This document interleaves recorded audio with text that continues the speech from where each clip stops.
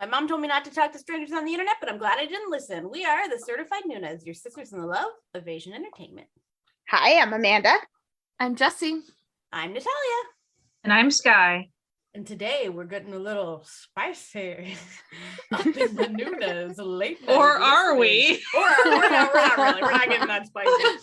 The previews led us to believe we were getting spicy. Oh, we're getting PG-13 spicy up in here. Spicy. If you haven't figured out by the title of what you're watching, we're actually going to talk about the Netflix film Love and Leashes, a BDSM romance based on a webtoon. So good time. We all watched this film on Netflix, and now we're gonna chat about it. Let's talk about the teaser, because the teaser was the teaser was our first foray into the issue. I will say that us being K-drama watchers, it was a little bit easier because we were all like, I bet this isn't it. I bet this isn't it at all. And I'm sure someone who had just seen it, because they did it on, they did a major push for it the month before or whatever. And I'm sure someone was like, oh, wow. I'm actually believing the teasers. Yeah. Which, I mean, it's spicier than your average K-drama. Most K-dramas are not going to go into that conversation, so mind you, if you haven't seen it already, this is a movie, so Korean movies tend to go farther. They do whatever they want. That's I think the thing that was very confusing. I was like, if it's going on Netflix, it's not going where I'm actually thinking it was going, because if it wasn't going on Netflix, that would have been an X-rated film. Oh yeah, easily.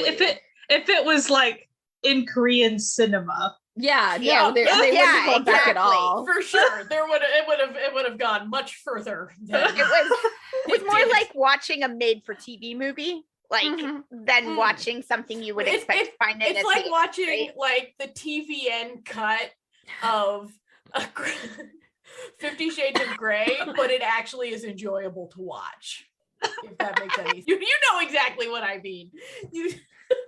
Jessie knows the TVN cut. She knows. Okay, so this is a film. So before we get too much further, if you haven't seen the film, we will probably spoil a few things. Yeah. So it's not that long of a film, so you can go watch it in a lovely evening. And if you were like, "Ooh, I don't know, I want to watch it," this looks a little. Worry not. It's you're fine. You're fine. Very tame. It's the most vanilla BDSM thing you could ever watch. It's basically just an office romance. Let's be real. That has a whip or two, a collar is seen. Yes, a guy gets tied up. Don't worry about it. It's not literally. You could watch this with your mom. You know what I mean? You could watch it with your mom. Maybe not your kid. You know what I mean? Well, it depends on the kid. Age it really depends on the kid. And, you know. But when I was a teenager, I could have watched this and been totally fine. Your mom was also a sex educator person. My mother had a different conversation. Public health nurse who focused on sexual health and STD prevention programs. So it would have been a little bit more normal for you to chill with your mom. I probably would have been ruining things though. She'd been like, but this is so unsanitary, or this is just not appropriate. No, actually my mom would have probably, to be honest, if I watched this movie with my mom, I think I can actually which maybe you should in the future. Maybe you should. Maybe I should. I can see it. Okay. First of all, the first thing she'd say was, "Oh, what a handsome young man." I'm channeling Mama Joe right now. And then as the movie goes on, she'd be like, "Wow, I really, these are very nice conversations about boundaries and consent. This is a very healthy relationship. Very nice. I can see it." And then in the one there is one scene where he's shirtless against a mirror. She would again go, "Oh." I is just like, oh, like what a handsome young man. handsome. She would be giving him the old the Daniel method, like what a nice posterior on that gentleman. Like to this day, she says that she only said because she was on painkillers, but we all know the truth, Mama Jo. That is not true about we all know the truth. That was a nice butt. So anyway, the teasers made it seem like it was going to be a real spicy affair. Yes. Okay, but also without actually being that spicy. Yeah. So I don't even know if they were misleading in any way, because you did get what they were. You got pretty much exactly what they offered you. Like, it's just we may have was cute, like cute little purple ribbons, but tied up and all over the, and him being into it, and and that's pretty much. Yeah. But getting into the drama, not the drama, the romance film. I know that's the problem. It's like everywhere else in the world, drama means a movie, like a genre of movie, and we're like dramas, TV show. So the film follows two office workers, Jung Ji-hoo and Jung Ji-woo, who's Jung Ji-woo is a very upright, sort of serious woman who is very intimidating to men. Very intimidating to men. So men don't like her. Heaven forbid she speak her mind and like not smile when it doesn't warranted just smiling.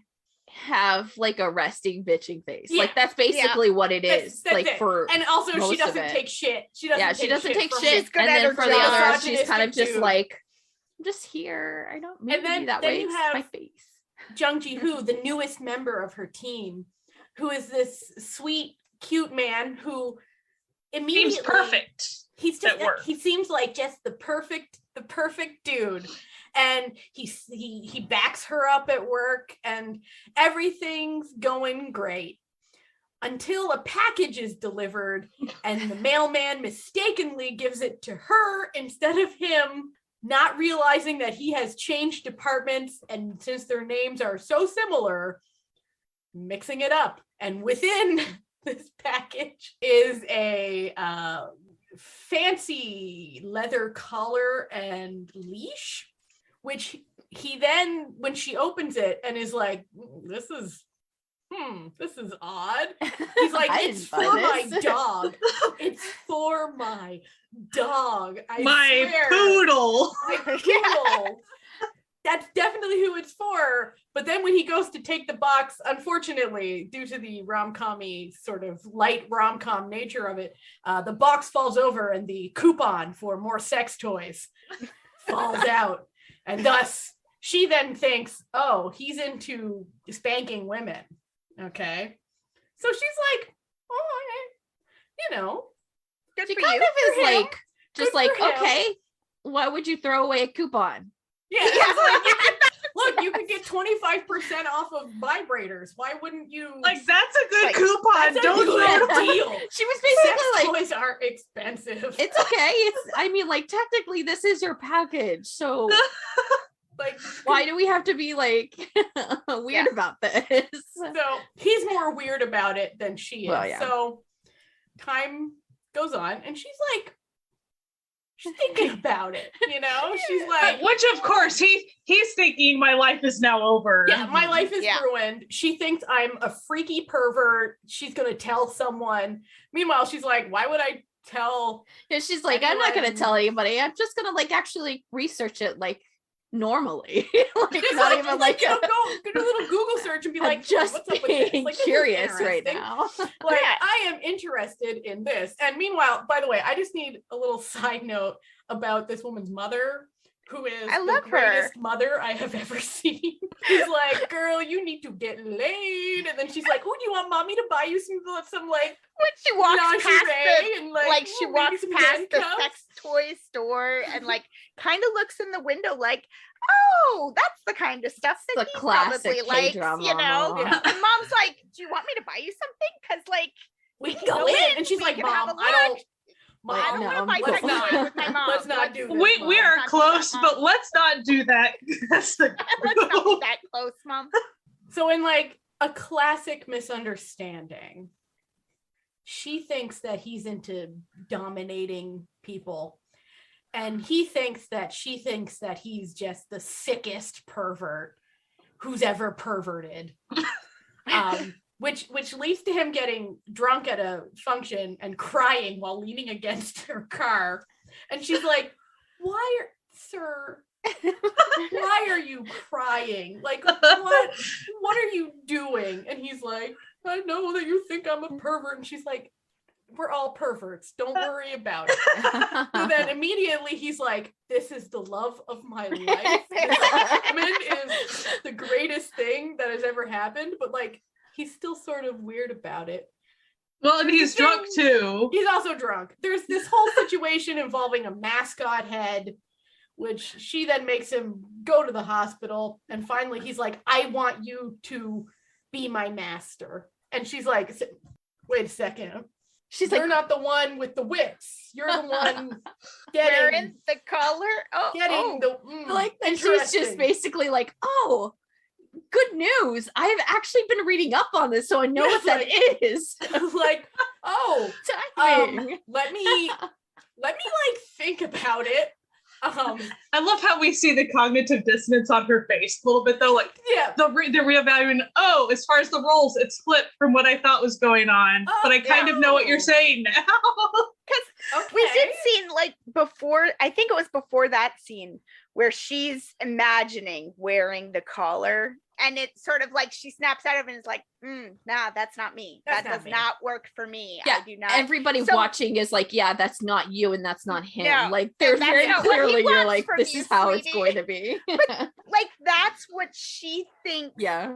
he's gonna want out of it. And then when she finds out it's flipped, you just see how, like, she goes, oh, like, I never saw myself in that role, but Interested now. maybe. If it involves me having resting bitch face and just holding a leash, that's pretty easy. Listen, he is into her resting bitch face. He loves it. He wants her to be so mean to him. It's delightful. So then she does agree. Caveat, she's like, I have never done this, but I like to research. So they start, a dom sub. Well, the contract comes out. Like, I mean, Yes, she's for realsies about stuff. She's like, okay, I have done my research. I have brought you a contract to sign. This will go over our, what we consent to. Like the time length. At the end of this time, we can reevaluate, like, our consent, our our limits, like what we're into, like if we want to continue. And he's like,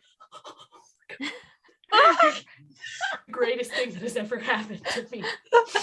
Like, this is my dream come true. And so you then you find out that his ex-girlfriend was real nasty about she was actually abusive, not just like very mean, very disparaging about what he liked.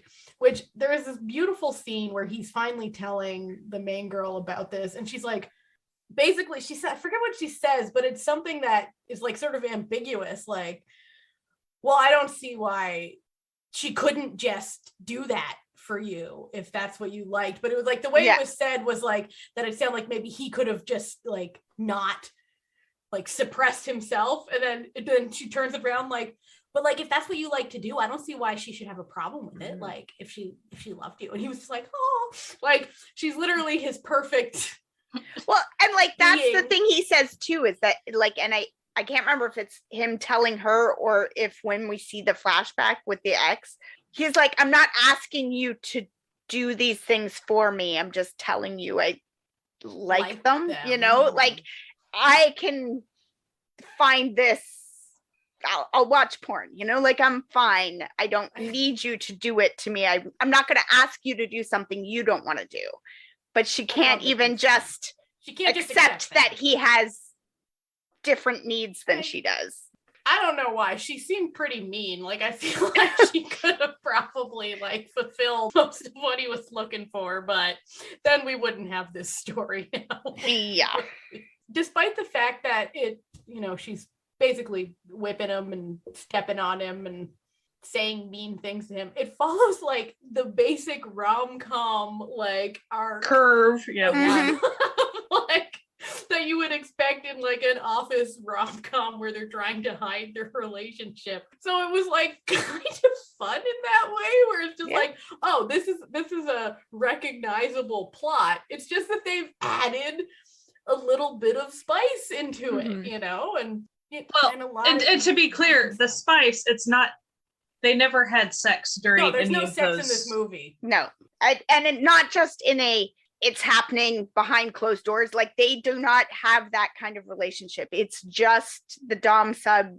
They don't have sex. That's part of the contract, is that they have to both agree if they want to have sex. And he's like, no, I just want you to be mean to me. I'm not looking for you to have sex with me. And she's like, kind of disappointed, really. But like also like, okay, that makes this a lot easier. Like, I can be mean to you. They can always, they can renegotiate. I mean, it's in the contract. If they both agree to have sex, then they can have sex. But in terms of rom-com relationships, this is an incredibly healthy It actually really is. Yeah. We've all seen some questionable rom-com relationships. Well, also in just the pacing of this, they don't get very far before everything is told out in the open, right? Yeah. Like, you know about what he likes pretty much, like 10 minutes into the movie. And then you find out that even though she's being perceived as one way, she's actually not that way about the same time too. So there's like not like any sort of this like weirdness in like who they are as people, or like the constant like misjudging of character, and that being a part of like the trope of the story. And I really like that aspect of it.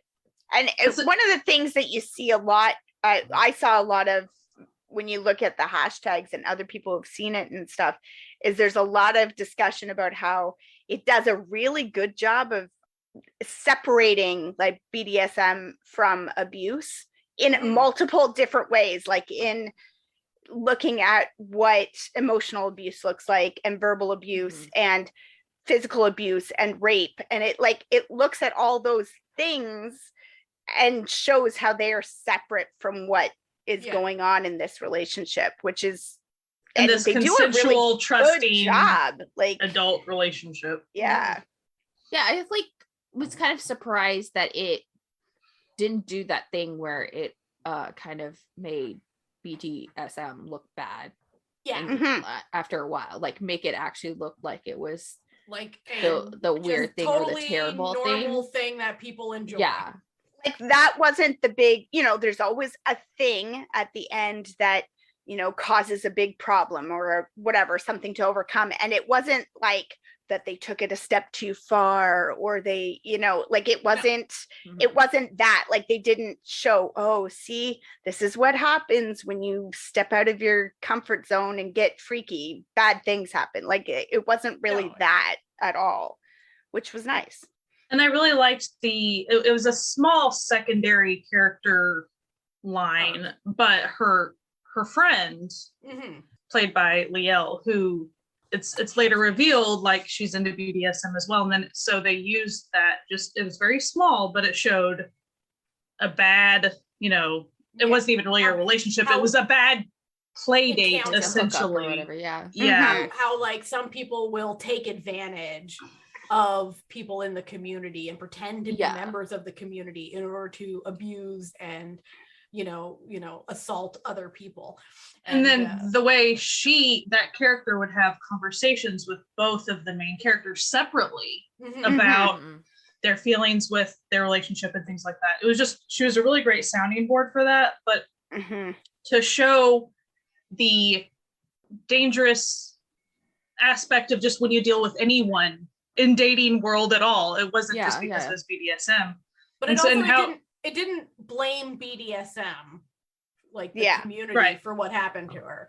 It was blaming bad actors, like, you know, people who aren't actually part of the community but are taking advantage of people. But she was also kind of doing that thing where she was checking everybody's feelings and making sure that they knew that, like, you create a safe space just like any other relationship you ever have with anyone about anything, and that it's okay to, after a while, not be okay with some of the things and change, or like to be checking in. And I think especially with like those types of relationships where you might be like more willing to do stuff because you want to do it for the other person. Yeah. She was there to be like, hey, you're part of this too. So if you aren't feeling good about the things, like, you need to speak up on it. You need to also kind of also be on like guard just for yourself in a way too. Like, always be kind of advocating for yourself in this whole relationship. Like, you can have a contract, but if at any point one of you is not feeling that contract anymore, you need to be discussing that. You need to talk about it. You can't just say, well, I signed a contract. Like, no, it's not that kind of contract. It is not legally binding. Like, it's not a legally binding contract. You're not getting this one notarized. Well, I thought it was interesting, given her character really didn't get like a heck ton of screen time, but each time she was there, I mean, she had a little intro, which was just being a friend and stuff, but the few times you would see her after that, once you kind of knew what she was up to, she just always had a very meaningful like conversation or something like that. And it was just very, very helpful for the plot and for communication and for them to learn, because, you know, Ji-woo, she had already done all the research, but she wasn't going to get the emotional advice that she needed, like from her friend that knew what she was talking about. But also, it did show the viewer, you know, even in just normal dating circles, there's crappy people and dangerous people, and you have to be careful. And it didn't blame BDSM. It didn't blame even just dating culture or anything. It was just like, there's crappy people and you have to be really careful. So it was a good warning without being too heavy-handed, I thought. It was very natural feeling and short. It wasn't like this long thing. Yeah, it was more of like just being true to yourself, like in a general, just being like, you know, and I think be it also, what you want to be, not, you know, I think it also others. highlighted like a big problem with people in these sort of like underground communities, especially like fetish-based communities, in the fact where she says like, you know, so this guy tries to take advantage of her, and she basically turns it around on him and ends up tying him up. And then she tells him like, you know, I have pictures of you, so if you do anything to like get revenge or try this again on any other girl, like, I am going to release all these photos and you're going to be a laughingstock. And then she leaves and she's in the car with them and she's crying and she says, I didn't take any pictures of him. And she's like, I can't even go to the police because if I do, they're not going to take me seriously and they're going to say it was my fault anyway. Very just sort of lightly sort of detailing the worries that people in this community do have and the inability they have to get help when these outside bad actors like the predators take that come advantage into the of space. them. Well, like she says to him, the guy that she goes on this date with who tries to essentially rape her, and she says to him, just because I'm a pervert doesn't mean you get to treat me like trash. Like, and it's like, yeah, but she knows that's how people are going to perceive that relationship. And like you said, with the police aren't going to take you seriously because isn't that what you went there for? Like, and based on just what we know, even just about being a woman in a situation like that, you're not going to be heard. Like, that's not going to happen. Tisk, but tisk. the tone of the movie in general is very light. Yes, very lighthearted. It is very light. It literally has like all of the beats of like a very conventional office rom-com. Yeah, but and it's like got the comedy to it, but it doesn't get too wacky. Like, it's not like pratfalls and and I like think that the BDSM stuff is also not that wacky. Like, the only wacky part would be like him getting caught in the like mascot head, you know, that sort of thing. Right. But they did actually kind of keep that to a minimum. So it was kind of more like slice of life air feel to it, you know. It was romance light on the comedy. Yeah. I think that really a lot of the comedy would just come from poor guy feeling like he was just embarrassed off it the first half. Like he was just dealing with his embarrassment and just panic. Kind of clumsy, nerdy guy. And that's like kind of a sweet dude. He's kind of one of those like, you know, kids that like never grew into his limbs, you know. Yeah. He's a puppy. He's just really a puppy. Himbo energy. Like there's this whole sequence where she's training the new guy, and he's so jealous because like she's like correcting this new guy and telling him what to do and like telling him when he's wrong, and that's like their thing. And the guy keeps screwing up. And like she keeps having to correct him again and again. Yeah. And he just keeps getting more jealous and more jealous. And like that new guy is played by Sung Kyun, who is also in All of Us Are Dead. And he was great in that. But there's like, you know, like there's this one scene where like the new guy's like shaking his leg because he's, you know, he's anxious about his new job and she's getting annoyed. But the main dude is like clicking his pen because he's like just jealous. And finally she's like, stop it. And the both of them just stop, and she's like, thank you. Well, and like at the one point the two guys are having a conversation. He's talking to the new guy and he says like, oh, she can be kind of mean, and he's like, yeah, but it's kind of hot. Like it like the new guy says it, and then the other guy's like, oh my god, no. How dare you, that's my thing. Oh, that was all really funny. That's the kind of comedy that you get out of it, right? Like their annoyance leads to, of course, the mistake, you know, because there's always a mistake that leads to your secret relationship getting revealed, whereupon they have a little bit of a non-sexual scene in the office after hours where she's just yelling at him, but not yelling at him. She's yelling at all of the other men in the office that drive her insane. But he's just the target of it. And you have never seen a man happier to watch a woman get on a desk and break a wooden back scratcher over her knee. Like, unfortunately, there was a little recorder playing, which the new guy, because he's an idiot, tries to send the recording to them to be like, hey, I accidentally recorded this because like my pen is a recorder. I'm so sorry. I'm not going to say anything, but like maybe don't do it in the office because like you might get caught. Like, you know, but I love your love. Good job. Like, whatever I'm cool with. But since he's an idiot, hits send all. He's the whole office. The whole which like classic office cable. When do you ever send all? You should just never send all. Should never, but how many times do people send all or reply all? Or reply all the time. All the time. Like too much to be like comfortable with these people working like, you know, with and you. at least it wasn't like out of nowhere. It's like his character has been doing shit like this the entire time. Because he's like super young, so it's like his first job. So he's like highly nervous about like people pleasing and just doesn't know those things yet because and so as soon as he does it, you see on his face where he's like, oh no. Like you know, the perfect like I fucked up. Oh, and for the record, they work at like a children's educational program TV show.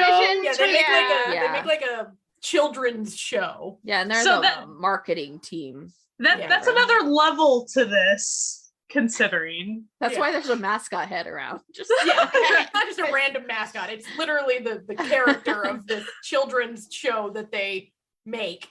So then of course everyone in the office finds out they're a little kinky.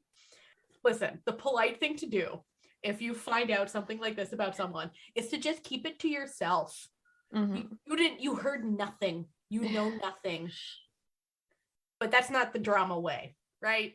No. And so, of course, then there has to be a fucking disciplinary hearing the most unprofessional HR meeting that has ever existed. Well, I will say that like on. what we've seen of the like team leader, it was like a very like loose office. Like there wasn't a lot of like casual sort of. And I mean, to be fair, you shouldn't be having sex in your office. Like, don't do it. Yes. You know, they weren't having sex, but like, you can't tell that from the audio. Yeah, right? It sure sounds like they were. They were probably doing things. Now, I mean, she's sitting in a room with a bunch of, higher ups who probably also bang their secretaries on their desk on the regular. So like, pot calling the kettle black, but they're very unprofessional in the fact that it's not just like, okay, like you can't have sex in the office. It's more like, let's make fun of the type of sex you had in the office. Yes. Exactly. And so they're ridiculing the two of them. And tell us the whole story. None of your business. Yeah, none of your business. Like, no. You gonna do it? Like, you gonna fire me or what? Like, what? I don't need to tell you shit. So basically, they're like, oh, it's just, two lovers, like, getting a little out of hand in the office. And then she's like, no, I'm not playing this game. No. Fuck the both of y'all with your fucking grins and laughs at our lifestyle. No. And then, he gets up and does his, I actually love her speech, the classic. As we know, we knew it was coming. It was going to happen. Had to happen. Like, very himbo, just, you're just like, oh, I pinch your little cheeks, but not too hard. You really like that. And then, of course, turns out the recorder recorded everyone else doing bad stuff. So they get a little pay doc. It is a discussion to talk about the barking scene. Yes. People got way too obsessed with this. Yeah. Yeah. Like it was such a small part of what was going on, and contextually it made fine sense. Yeah, it's kind of one of those things. Is like, if you were making fun of that scene, you are part of the people who would make fun of BDSM. So like, you're part of the problem. Yeah, like that's what it really is. So if that's how you kind of perceive that, then the one that I saw that did make me laugh was somebody was just like, oh, I didn't expect it to be so high. Like the barking to be so high.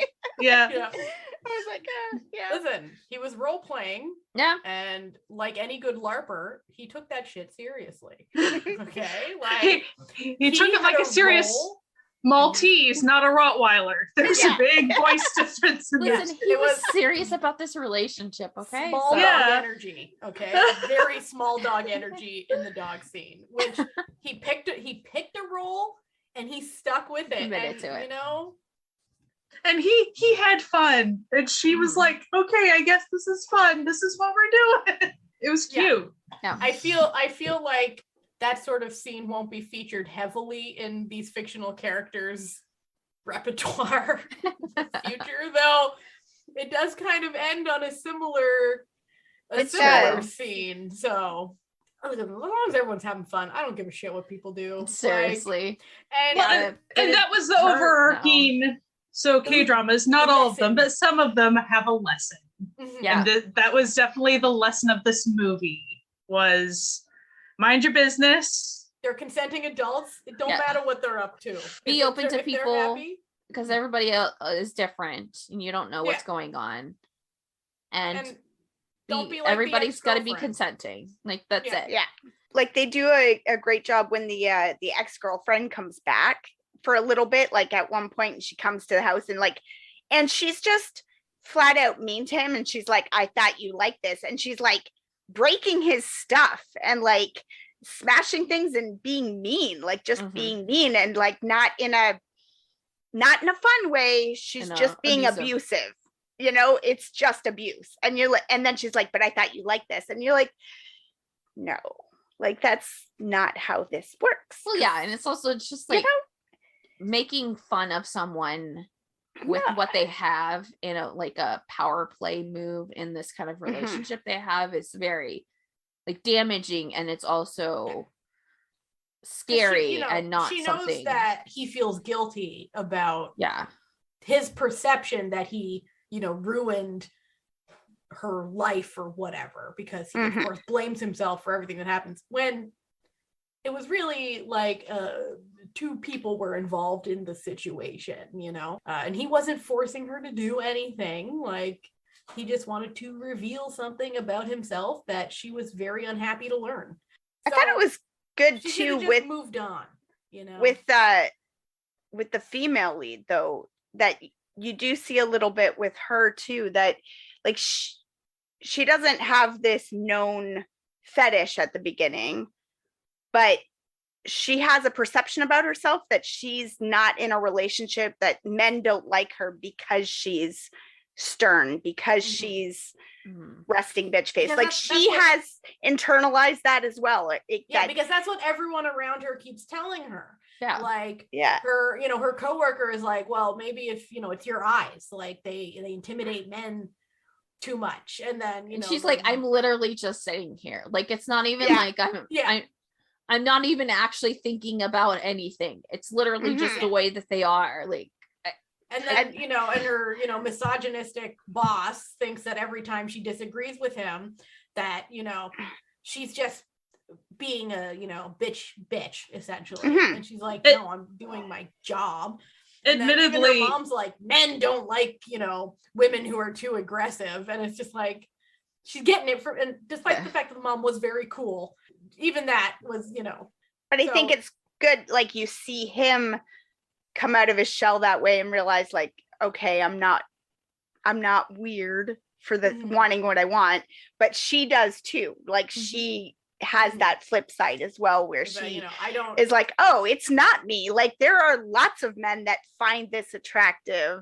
I just need to find the right men. Like, and she doesn't need to change herself for societal expectations in order to, someone to find her worth, like, to see her worth. She doesn't have to alter her being in order to do so.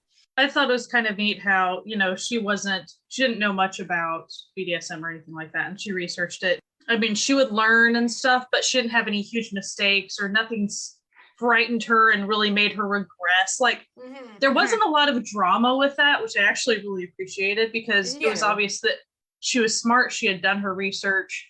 They would always be really good at communication, and so they didn't have bad drama within their play and relationship. She never was prejudiced against like anything, even when she didn't know about it at all. She still was just like, different people do different things. Like, like even in like the initial scene where he's so embarrassed about the collar and the leash and the the sex toy coupon, she's like, whatever. She's like, whatever.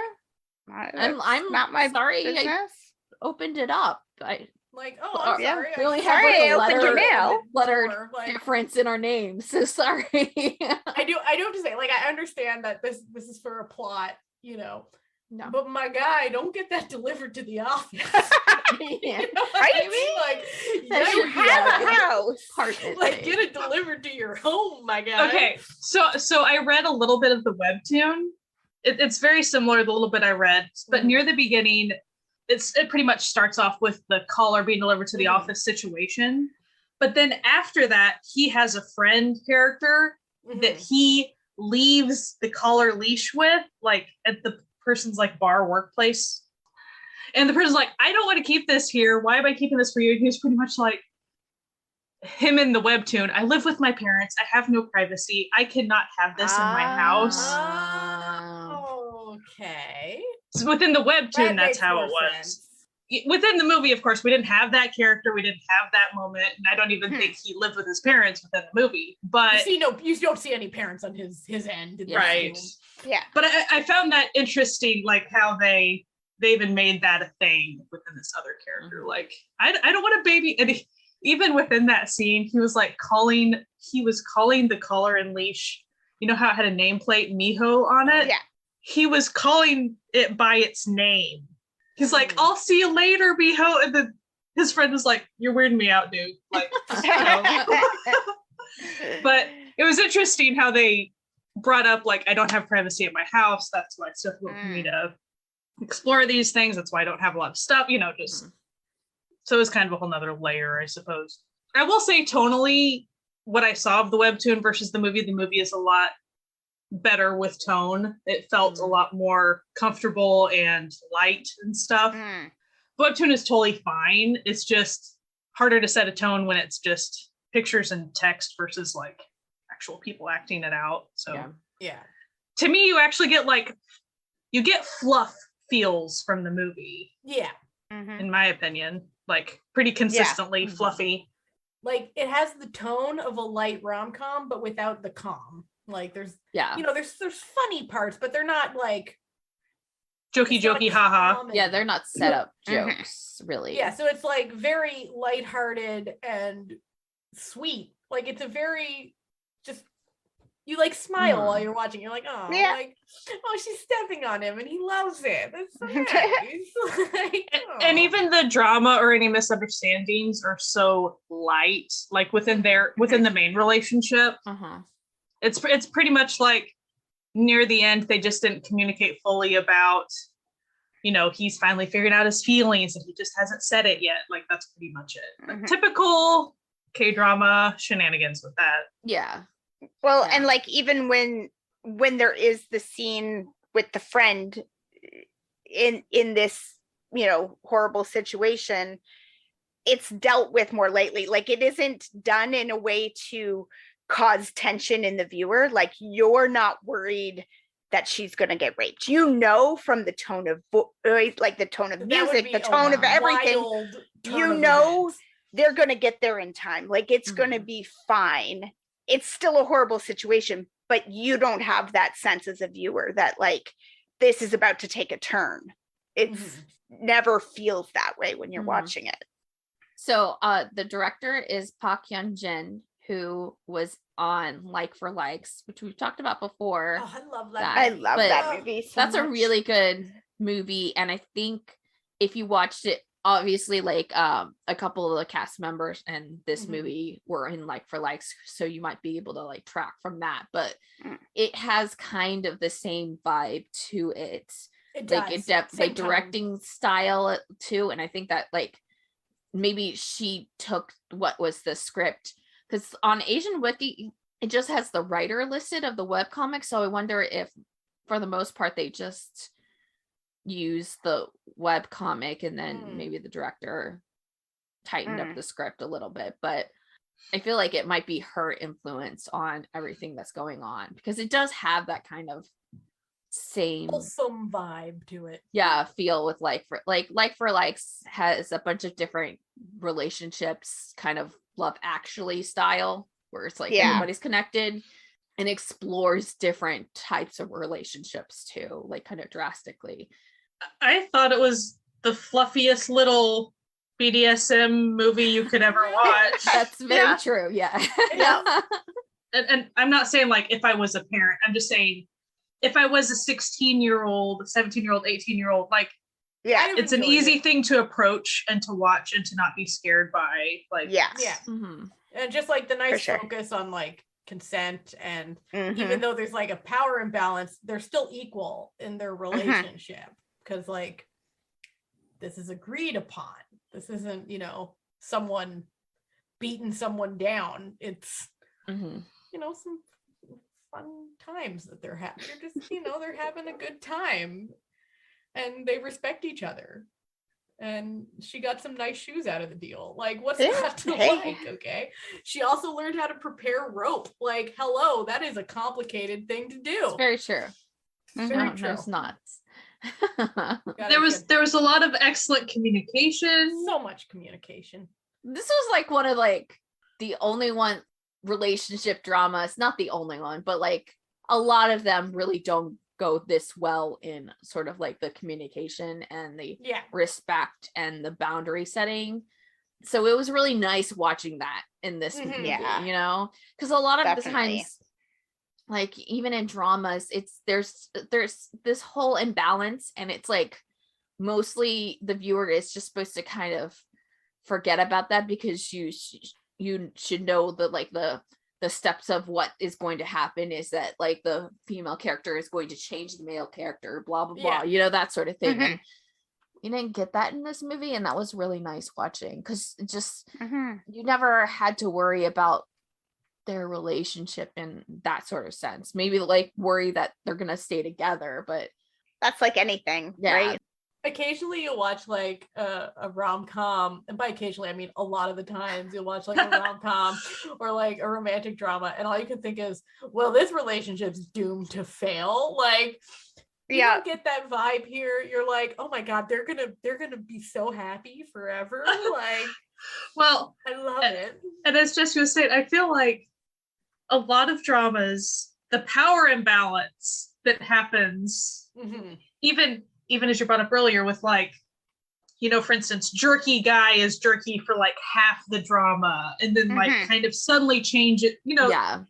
It's like the reality of that is that's not a thing. You really shouldn't ever be with jerky dude in the first place, because that's you bad. Shouldn't be the sole person changing someone too, you know, and that, like, I think those things are a little bit more allowed, like air quotes, to happen in rom-com. So it's kind of like, this was a really nice, safe, relationship. This could have gone so badly. And considering they actually play with like power dynamics, they definitely they consider each other equals whenever they're talking about consent and like all those things. So they're equals in their relationship. They're just, you know, a little DS in their fun. What we were watching episode where we were constantly like, okay, so the couple in here would never be actually truly a couple after. It's not the case with this couple. I think they would like be a couple after, like. And you know what? Maybe not forever. Maybe it's one of those relationships that comes to a natural end a few years down the road, not in a bad way, because they're already in the process of like making sure they're both on the same page. So when it stops working for them, you get the sense that they'll both go, hey, we're not really into this anymore. All right, bye. Like, and not cheat on each other or do any of those. They have too much respect stupid things. Yeah, like if it doesn't last forever, it's still just gonna go away in a respectful and nice way. Like, it'll be a good breakup if it happened, but I don't think they break up. No, they seem like they'd go the distance. Yeah. Them crazy kids. I mean, though it was super fluffy, the way they did talk to each other within the relationship and stuff, it felt pretty realistic to me as far as the communication stuff. It didn't feel like, oh, who would say that? Who would actually have these conversations? The conversations felt real. Like, they would be things that people would actually say to each other. It didn't feel strange. A lot of it felt very natural to me. Even the scene where he's at Liel's like restaurant or whatever after hours, and it's just the two of them sitting there drinking. Like, he's drinking with her best friend, just sitting drinking and discussing like being in the lifestyle and stuff. And it just felt natural. Like, you were like, yeah, okay, these two are friends now because they both care about the same person and have similar interests, so now they're friends. Like, it just felt normal. Yeah, but it was also kind of a really nice little touch for him too, because he didn't have that, like, so he was obviously not, he didn't have the relationship that like supported what he wanted, but also he didn't have like a friend to fall back on. So he was kind of just doing this on his own. So it's nice that they had like that character to kind of be the person to kind of bounce off these things and like know that you're not alone, because like you need that even like outside of your relationship too. You need to have like those kind of support groups outside of that, and he didn't really have that, and it was a nice little arc for him too, because I think he grew a lot in his all he had was the online people, which were also, it kind of sounded like maybe newer to it as well. Like, they were also trying to figure things out with a group of online people because they didn't have in real life connections, you know, like, so it was kind of, you know, there was one point where there was a conversation like, can you be in a relationship with your dom? Like, I've heard people do it, but I can't imagine it would ever work. The online people are saying it. But then Liel's kind of sitting there going, you make your own rules. You decide what works for you. Like, It's it, called you know, communication. that's how that works. Great at that. A little surprise turn at the very end, though, about the online people. Do you guys remember? Oh, yes. So there was the online discussion board, but the way they did it on the movie was it was pretty much a hosted discussion board, and the person running it was it was a person wearing a mask, and the name was something about femme something. But then it's revealed at the end it was the kid with the recorder was actually the person in the mask. It was him all along. He was the dominatrix all along. and so there was just this little moment of like, you could tell that he was happy that they, their relationship survived despite the fact that he totally screwed up and accidentally did everything. He was like, listen, I'm really good at being a dom. I'm really bad at being an office worker. That's on me, okay? That's on me. My mistake. My apologies. For the webtoon, it shows the online people, but it shows their actual, it does show chats, but then it shows the person over here participating in the conversation. And then there's an older guy talking about it. And so it's pretty cute on the webtoon how he has those online friends, but I liked how in the movie he had that, but then I really liked Liel's character. I also like the other guy at the dog cafe that she runs, just her only employee, who's basically just like another one of the dogs, but he's just like, I like her. She's nice. I like you. So many puppies in this movie. The himbos really were off the charts. Okay, if you like himbos, you are in. This is it. You are going to do like men who drink their Respect Women juice in the morning. You are going to like this movie. Not bad on the eyes either. So it's yeah. Everyone in this is pretty hot. Gonna be honest. Yeah, you have two idols in the lead. Yeah. How do you not? Oh, yeah. For the record, anyone who's questioning idol actors, watch this movie, please. Just stop. Because they did very, very, very well. Very well. Despite what the comment section on Asian Wiki says, they did very well.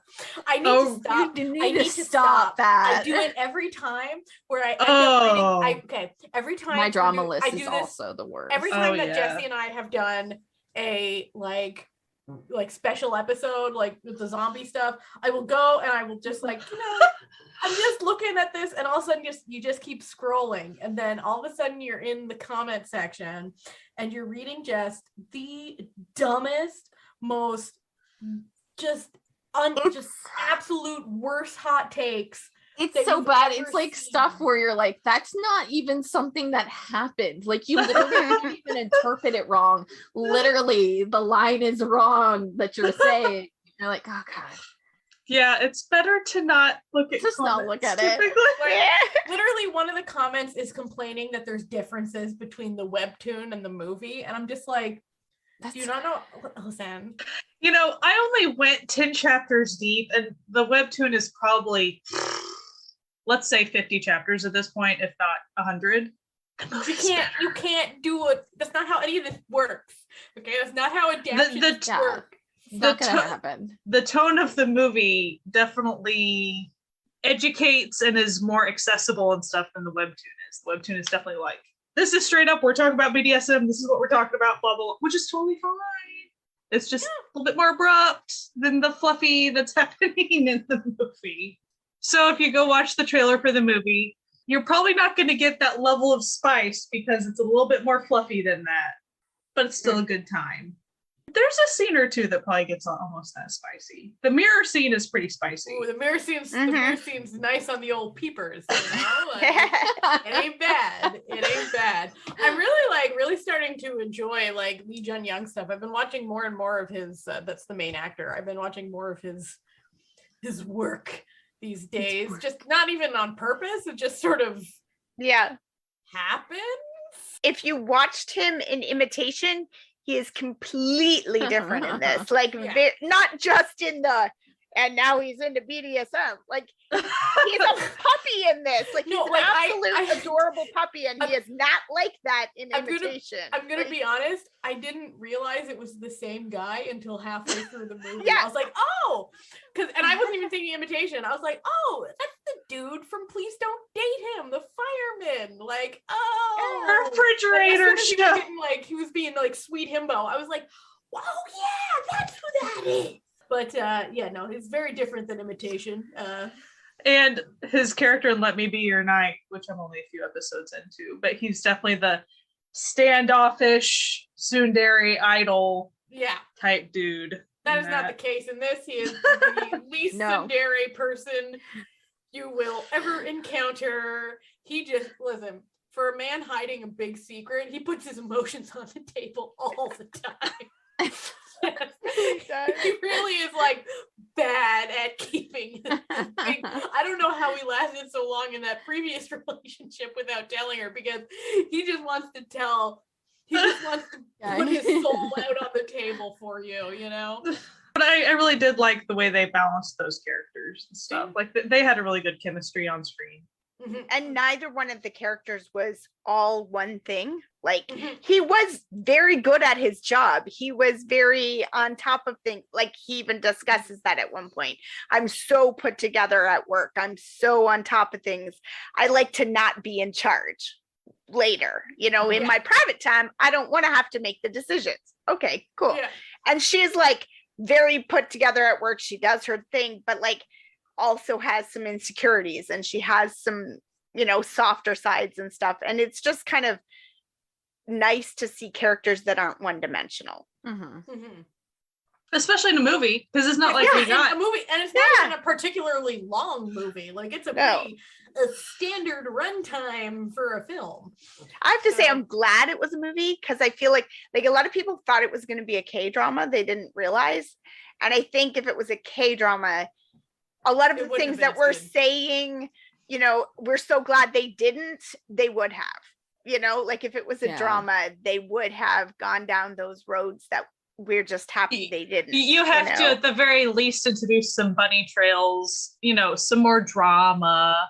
Maybe they could have like focused more on the like message board participants or something. Maybe that could have been good. Bring in more relationship people. It could have so easily lost its way. It really could have. It really, really could have. This movie walked a very fine line. Like, you know, the subject matter, despite the fact that this is just a light, fluffy, cute, romantic film, with a subject matter like the BDSM community, it's very easy for it to veer out of control. Almost always it does. Like, when BDSM is represented in media, it always becomes this weird thing where people kind of place morals on it that aren't there. And like, I understand the need to talk about, there are some bad parts about it, but every community has bad parts too. But it's always like gets weirdly moral attached to it, and it never is really respected like it should be. And like the morality that they apply to it is never actually like accurate to anything going on. So it's like, quite often what happens is one or both of the characters in a BDSM relationship within media is shown as very broken. A very broken person in various ways.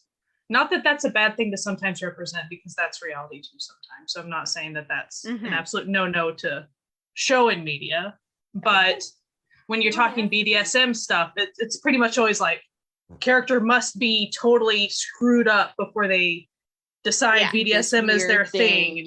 And pretty much like, the reason they do BDSM is so they can cope with all these over something like right. No, whereas this movie didn't like, it's like, no, these are people who decide that they do what they want to do. Perfectly well-adjusted, completely normal people who just, you know, they like what they like. What they like. And that's that. So, because I mean, I've watched a couple of other, you know, American movies in the past about stuff like this, and it's usually just has to always be dark and broken and scary, like for no reason. So it's nice to see like the other side of that, like normal people. Well, I mean, that's one of the things that I found was that, I mean, people that I'm friends with on Twitter and stuff who were like, "Ooh, I love how they got this part right." And you're like, "Oh, I know things about you now that I did not know before." Like, okay. Oh, we're finding out information about each other, are we? That Test seems to yourself. be very much so the thought process and the commentary that I saw was very much positive. Like, yes, this is more what it's like. This is what the scene is like. They're doing things right. Like somebody was even like, "Wow, her knots are really good." I was like, okay. Listen, I only know like a passing knowledge about knot work because I had a really good friend who was really into that, and he would tell me about it because we were really good friends, and you talk about your interests with really good friends. And yeah, like that was a very accurate, like, I mean, you do have to spend some time on knots, like as someone who And, had like, to learn a lot for when my they showed job. her, like, literally like hand boiling the rope and like burning it off so it won't be like, I have discussed this with, like, listen, I'm not into it myself, whatever, but like he was telling me all about it, and I was like, this is very interesting, because I find listening to people talk about things that they're interested in interesting and fun when you're passionate about something. And so I was actually very impressed with that. I was like, oh, and like she's practicing on like, the fact that she did her research and then practiced before she ever put anything into play on a human body. But even was before very she good. was in that sort of relationship, she just did it as a genuinely like curious thing too, and that was really nice. Yeah, she just wanted to understand this guy she had a crush on, because she did have a crush on him before she knew any of this. She had a crush on him before she knew anything about So did him. like everyone at that office. All the women were like, "Oh, I sense a himbo." Well, also when he waltzes in and it's pretty much like calling out the awful boss and being like, "Dude, that's sexual harassment. Shut up." Pretty much. Dude, like, no, you shouldn't hire a YouTuber who made homophobic remarks to go on children's show. And he's like, oh. And everyone's like, all the ladies in the office are like, and he's like fixing the copy machine, like, "Oh, sir, are you single? Do you not want to be? Hey-o." It was a fun movie. It was a fun movie. And this feels like, from our discussion, it gets a little thumbs up from all four of us. Definitely. For sure. Check it out if you haven't. Yeah, I highly recommend it. Even if you think, I've never watched that type of movie before, go check it out. It's very friendly. You're fine. This ain't 50 Shades of Grey, okay? No. This ain't, not Secretary. Sisters' House of Pain. Don't worry about 50 it. Shades of Grey actually garbage. it's garbage and actually puts morality on BDSM and shines it in a horrible light. Don't go by that. Yeah. Who would have thought that a Twilight fan fiction written by someone who knew nothing about BDSM would have harmful things to say about the BDSM community? What a friggin' shocker. Weird. Weird mystery. And would somehow become super popular. Mystery. So if you feel like you want to see just a little bit of BDSM in your rom-com, this is it. A little BDSM light. Yeah, it's like, listen, this is not a movie that would make most people uncomfortable to watch, like, even if they're not into BDSM at all. Like, this, as I said, I would watch this with my mom. Mind you, okay, my mom's not a good, I'll put it this way, my mom would not be into anything like this, but were she still alive, I could see sitting down and watching this with her. She'd probably be like, "Oh, should I watch this?" But like, be like, she'd "Yeah, probably Mom, you enjoy watch it. This. Don't worry about I would it." never I would not watch this with my dad, but that's a whole other. I probably would have, and my dad would have guffawed through the whole thing. He would have been like, "Oh my." When we were in high school and we would go rent movies, we were always like, we look at the back and, oh, it's rated R. Like, we can rent it, but like, if we get it home, will our parents give us a hard time about watching this? And we think about it and like, is mom home or is dad home? Because if dad's home, we can watch the R for violence, but my mom will have a problem. And if my mom's home, we can watch the R for like nudity or whatever. And she'll be like, whatever. Exactly. This is kind of almost, except that like the difference was with mine, like my mom traveled for work a lot, so it was mostly my dad at home. But my dad didn't really give a shit what we watched. Like, so he'd be like, I'm not watching this with you. Like, whatever. You have nightmares, that's your own problem. Basically how my parents are. They don't give a shit. Just don't make them watch it with me. Exactly. Like, so my dad would watch this, but he'd also watch like Inspector Gadget 4,000 times. Yeah. So my dad, he wouldn't care. Like, he'd wander by and be like, is that man being spanked? Okay. Well, he'd be like, I'm gonna go read a book, I guess. But like with my mom, like if it was violent, she was not. Unacceptable. But like, a titty here and there, who cares? Like, we all got boobs. Which, for the record, this movie does not have any of those. No, this has no nudity. There's literally boobs. As we said, there's actually like no sexual content in this film. Though, do we see he's shirtless once? Yes, he's shirtless. Yes. Okay, so I guess there's dude boobs. Yeah, there's some boobs. I mean, it's in the context of her looking at the scars on his back too, so it's not like a full-on aftercare. They discuss aftercare. They show aftercare. Like, my God, this movie, revolutionary. No, I'm not gonna go that far. Pretty much, if you like Office, rom-com K-dramas, and you always wanted to go read a little BDSM fanfic that was just really fluffy, go watch this movie. Is the perfect thing for me. Yeah. I will admit, like, I'm pretty sure I'm like the direct target audience for this film. Like, be like, like this movie feels like a book I would read on the beach. Yeah. Like, just, like, what a nice summer read for me it's to like, like just like a little Saturday night movie. Yeah, like I feel like my book that I read on the beach would have a few more titties in it, But like it would be same tone. I had the same tone as the book, spoiler alert, a little bit. Oh. Okay. Did anyone else read spoiler alert?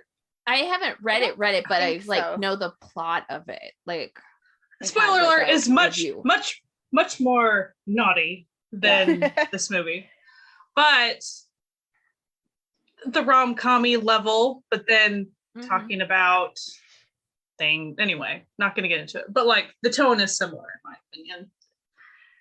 Spoiler alert and all the feels. Those are two newer books that came out.